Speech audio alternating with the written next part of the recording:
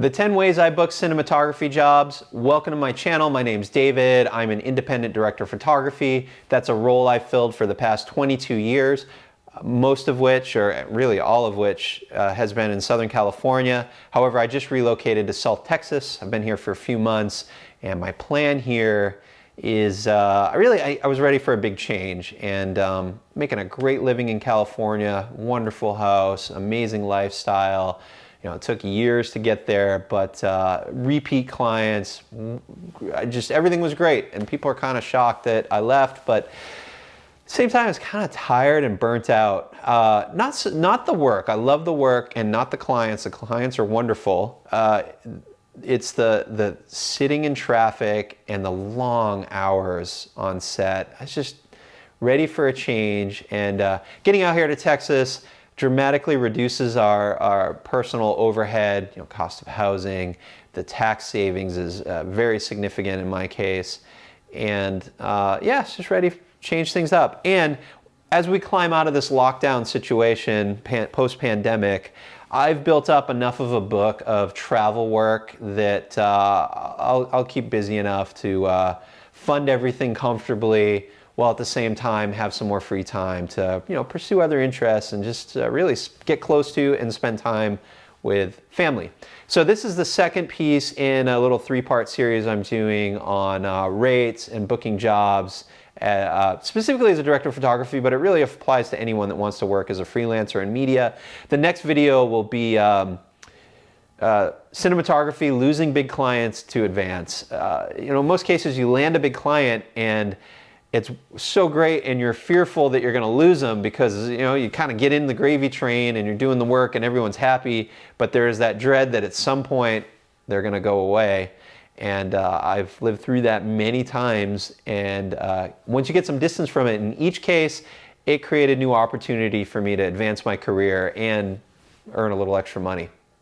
Okay, so these are the 10 ways I book cinematography jobs. Now these are listed from the least frequent to the most. And number one, and I think a lot of people think this would be the most common, and my experience has been that is not the case at all, and that's a reel. Generally, if I get a request for a reel, it's usually like a blind inquiry or like a 3-layer removed referral. And I don't know if it's my reels kind of, I haven't updated my reel since 2016, so you can see how much weight I put into it. But I found that those are usually people that they don't really know what they're looking for, or more likely they're in the RFP stage with their customer and they're just scavenging looking for creative. And oh, this is a spot that's very similar in the creative to what I think the client needs or what I'm pitching. And then I can say, well, I have this person as part of my team also, and look at this work they did. It's very similar to what you've done. And that's very common in the ad business. And while I get it, for me, it just hasn't worked out. I don't really book jobs off of a reel. Now, I will say I've had jobs where I book them, I shoot a project, it goes great, and then that production company will come back to me for the second project, and it's a specific topic or type, and I'm up against some other DPs they've worked with, but their end client wants a specific example. And if I've got the black pickup truck driving through the desert with the lake in the background, and the other 3 DPs have a red truck on a freeway, then I'm gonna get the job because I lucked out and I just happen to have a real example of exactly what the client's looking for. So very similar to that would be number 2, and that's a website. Just like my reel, I updated them at the same time and I haven't touched them since, but it was 2016. And that's really because I have stayed busy enough and happy with the income I'm earning with my repeat customers at this point, over 20 years into my career, that I just don't need to place an emphasis on the website. And also, I've created a few other websites over the years. I co-founded a production company that had a very successful run. They're winding down now, but let's see, geez, it's been 16 years. So they had a great run. I've been involved in starting other companies. And when you're a company providing like more of a turnkey creative media service, then the website is viable, online marketing, search. I've also found other specific roles that are more technical than creative. Being a DP, I don't know, it's like, it depends on the job, but I would say most cases are equally weighted. Like you're a creative role, but you're also providing a bunch of technology and technical expertise. But so if you're a production company or like a movie generator supplier, rental company, then you book business through a website. Production's coming into town and they need power on site. They're going to Google and look for the local entertainment power provider. Same is the case, and I have direct experience with the generator thing because I had that small business, but also with teleprompting. I own a couple of teleprompters, and in years past, I had a lead gen website for teleprompter services, for video, not really for speeches, presidential type stuff, specifically for camera. And I would get several leads a month off of the website without really spending any money on online marketing. And in each case, that was an out-of-town production coming in. I think same for location sound, because I've done that when I travel in another market and I need a sound person and I don't have any contacts. First, I reach out and see if I can get a referral from other people I know. And if that fails, next is I'm on Google and or item 3, which are listing services, listing books, like the LA 411's, the big one in Southern California. Although, unfortunately, over the years, I've found that that is just a big source of spam. I just had a shoot in Corpus Christi, Texas. It was for broadcast, and we needed to book a local grip truck, small van package, and also a local sound person. I don't know anyone in Corpus. I don't even know if there's a market there. So I jumped on one of the big listing services, and as a customer trying to book people, searched, a few results came up, and then I got so inundated in the identity verification, and then like, what does it pay? Well, I don't know, it's for a TV network and they're gonna do the paychecks. Like, it's a legit job, I just don't know the exact rate, but market rate. So I tried to put that in a market rate. Well, anyway, I got flagged as like some kind of trolling spammer and total waste of time. And then that listing service called me like a week later to kind of clean everything up. And I'm like, the job's done. We shot it 48 hours after I was trying to find somebody. So, and those things are kind of expensive to list as a supplier. And I've done it in the past. I don't have any listings right now because I kind of look at that as it doesn't really yield much business for me as a director of photography. Now again, maybe in one of these other roles as a resource in a local market, providing equipment or a specialty trade, they are more effective. Okay, number 4 is representation. Young DPs always feel like they need, I gotta get an agent. I'm not gonna book jobs. They sound like actors. Like, the agent is the opening to higher level work. Now, my direct experience, I've never been, there are 2 types of representation. There's exclusive and non-exclusive. Exclusive means you sign on with an agency and you're gonna funnel all of your business, all your existing clients and all new business through that agency. They'll pull their fee, and in exchange for that, they're gonna manage your, hopefully, help you grow your career. And if it's a management firm, they'll also manage your calendar to a large extent. And then the hope, of course, is they're gonna put you in front of new customers that you don't have access to without representation. And all of that is true. However, I've never had an exclusive rep, but from chatting with other DPs that are exclusively represented, it seems like the consistent feedback I get is you got to already have the clients in the business, and they'll help you aggregate all of that. And while they will bring you a little bit of business, you can't go in there with a reel of a bunch of spec work, let's say, and hope that that's going to enable that agency to put you in front of all of these big time jobs. It just doesn't seem to work that way. Now, the second way, and I am repped this way, is a non-exclusive agreement. I've got a couple of different agencies and a production company, actually multiple production companies, where I'm listed on their website as one of their core creatives, and when they put together an RFP for a job, they'll call me and I help with the creative, or I'll put together really more of just an estimate, scope of work, and try to talk them through the technical process, or some suggestions of how I would approach that particular type of creative. And then in most cases, if they book the job, by extension, I get booked on the project. Number 5, this was a big source for me, more so than representation earlier in my career, and that's relationships with rental houses.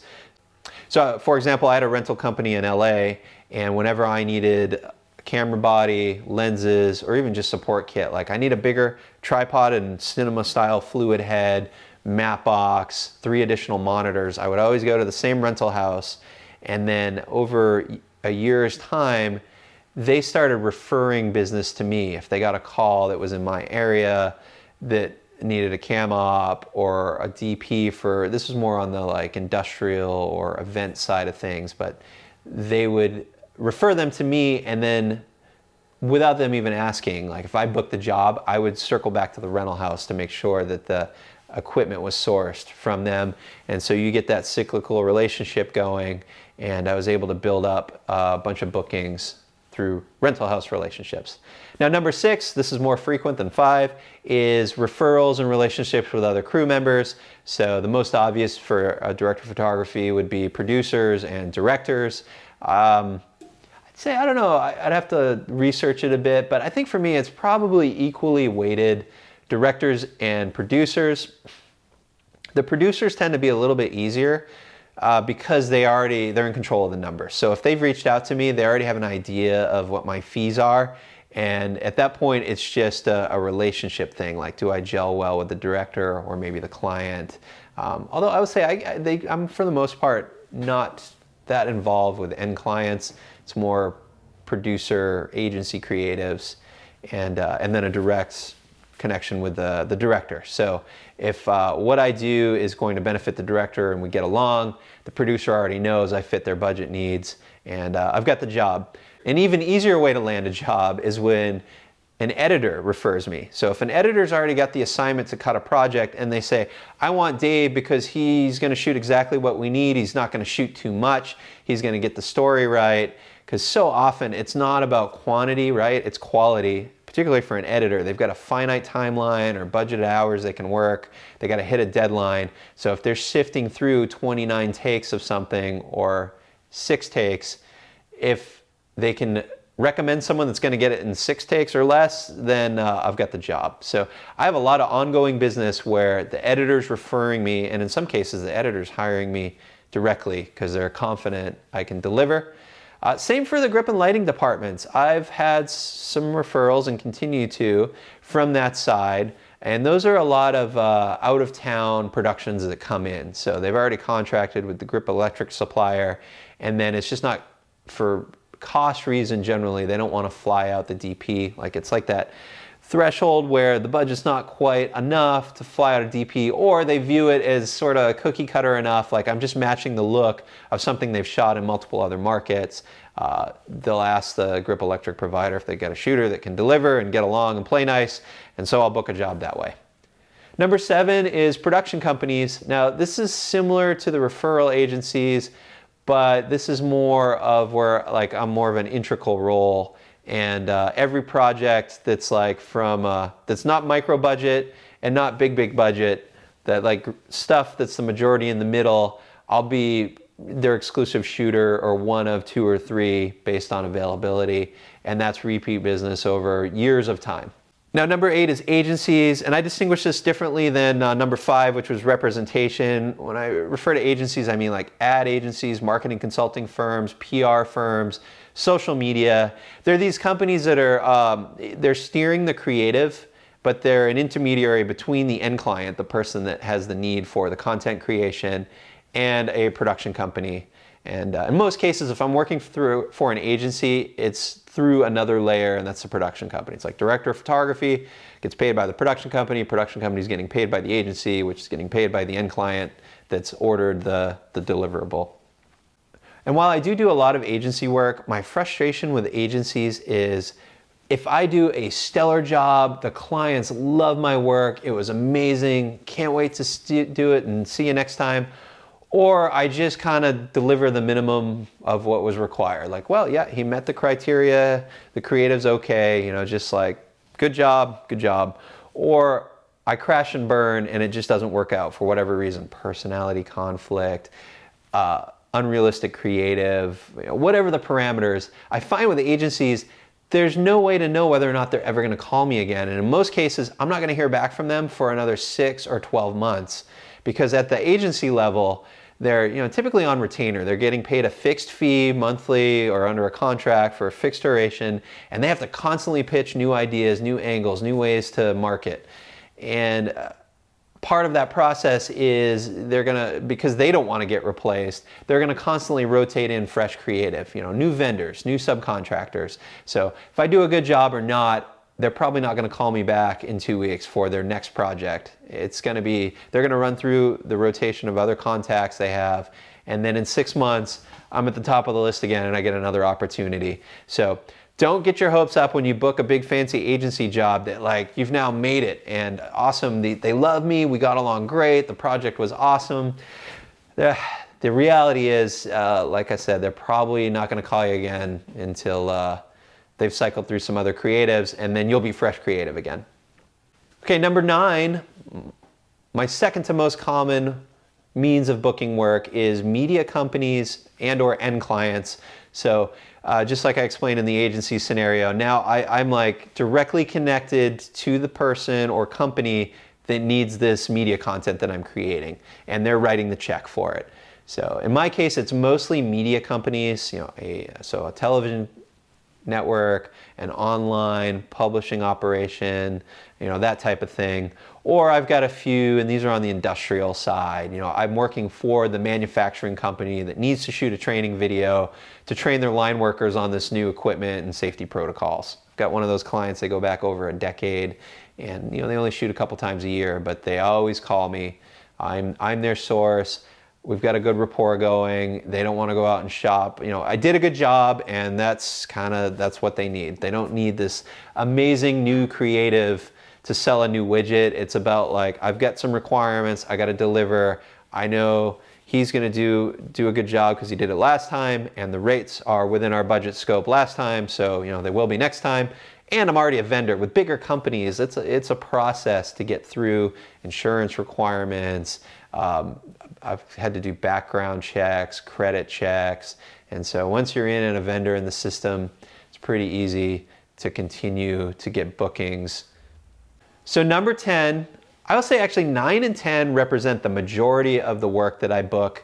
They far outweigh items 1 through 8 combined. Number 10 is referrals. And that's a situation where I get an inquiry for a new project and it was referred from one of my existing customers. And those are wonderful for so many reasons. One, they already have an expectation and understanding of what I'm able to deliver off of that referral. The same is generally true for putting an estimate together. They already kind of have a general idea of scope from my other customer. They typically will talk about top level costs, so that makes it easier on me. And then those new customers found through referrals turn into repeat business as well. So there you have it. That's the 10 ways I book cinematography jobs, and that's based on over 20 years of working in this space. In the next video, I'll cover 10 examples where I lost a big client, but it opened up an opportunity for me to advance my career. I'd like to continue the discussion in the comments below. Do you have another way that you book jobs beyond the 10 I listed here? I know there's other angles that I've left out. I'd love to hear it, and please share your thoughts below. Thanks for watching.